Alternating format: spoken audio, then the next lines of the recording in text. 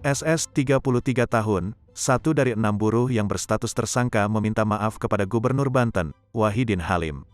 SS mengaku apa yang dilakukan di kantor Gubernur Banten Wahidin Halim pada tanggal 22 Desember tahun 2021 lalu merupakan bentuk spontanitas.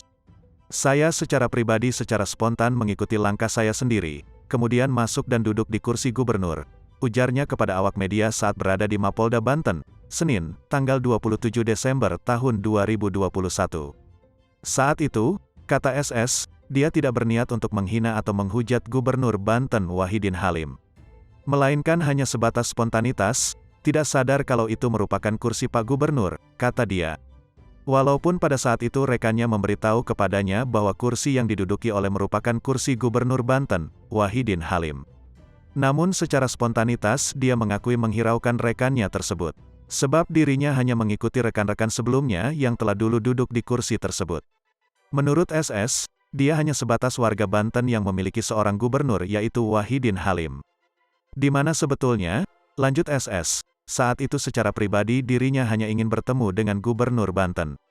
SS mengatakan bahwa sampai saat ini para buruh masih memiliki rasa kekecewaan terhadap Gubernur Banten, Wahidin Halim. Atas pernyataan yang disampaikan Gubernur Banten Wahidin Halim terhadap buruh. Menurutnya peristiwa pada tanggal 22 Desember tahun 2021 itu tidak akan terjadi apabila gubernur mau menjumpai buruh. Namun dikarenakan saat itu Gubernur Banten tidak pernah menemui buruh sehingga aksi tersebut akhirnya terjadi. Di samping itu, dirinya meminta maaf kepada Gubernur Banten Wahidin Halim atas perilaku yang telah dilakukannya.